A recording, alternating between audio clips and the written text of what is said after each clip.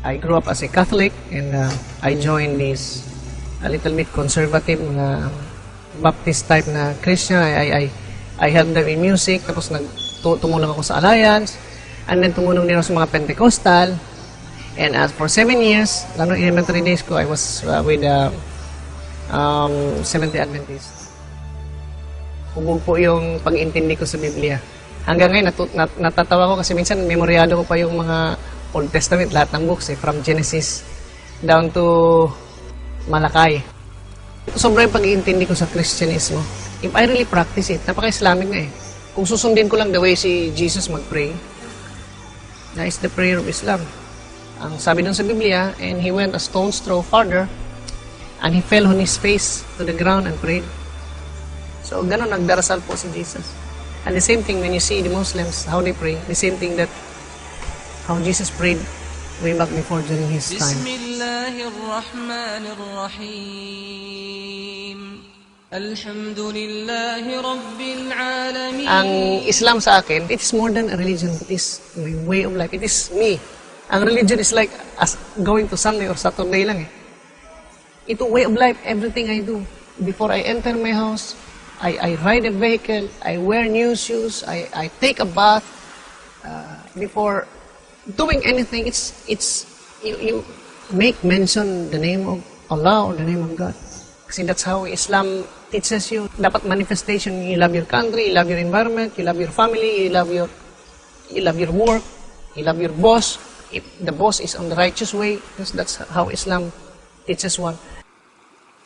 It was year 2000 lang, mga kaibigan ko ng may Amerikano akong kaibigan na who works in airbase. Kita ko yung life niya, adik-adik yun eh. Nung nag-Muslim siya, turn around talaga. 180 talaga siya. Ang galing ah. And he's so modest. Tapos gumanda buhay niya, hindi na siya nag-adik-adik. And then he just told me na, you know, the happiest moment in my life is when I realized there's only one God.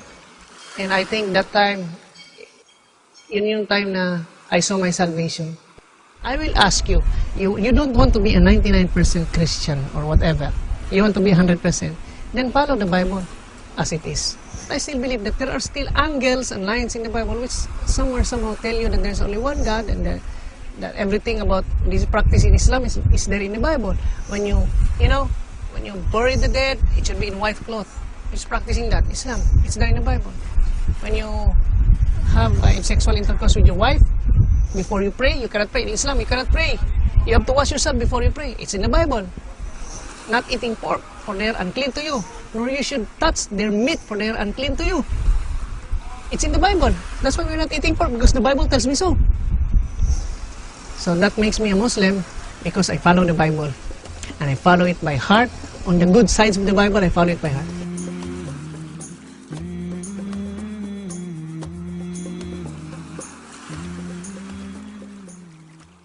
I embrace Islam because I reason with God and I reason with men.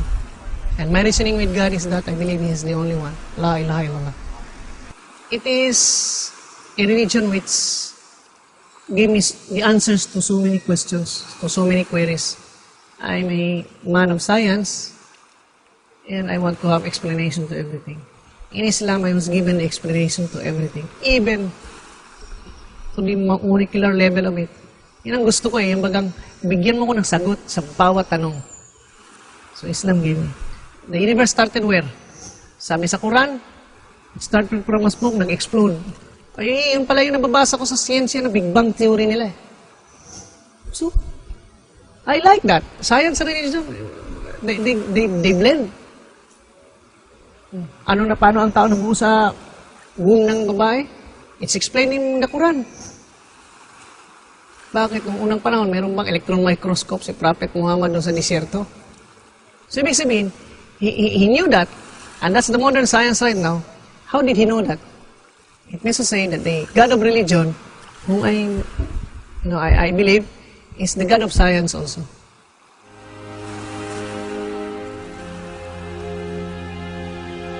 Being a Coast Guard, dangerous job meron kami para makasagap kami ng buhay ng iba. Yan po yung calling ko. Dito ko inilagay ng God, ng Allah, para itong isang aspekto ng society, maka-address kami. Hindi naman lahat, merong gift of life-saving. So I'm so privileged, I'm so honored that God has given me this opportunity and this stage wherein I can extend my hand, my intellect, my strength in saving lives. So it's because God has put me here.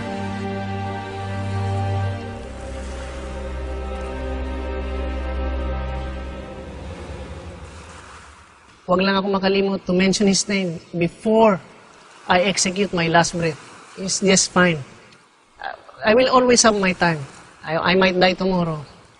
Ang nirequest ko lang sa kanya, katulad ng isang Islamic general noon na galing siya na he is not a Muslim, and when he became a Muslim, he's still a warrior, protector of Islam, and he died on the bed. Si Khalid. His name is Khalid. Tatanong siya sa God na, bakit dito ako? Dapat namatay ako doon sa gera. Parang ako rin, yan ang hinirequest ko. If I die, I want to die saving lives.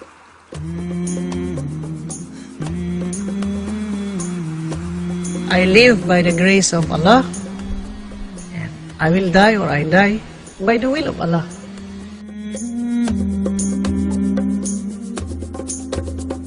Oh, mountains of Mecca, what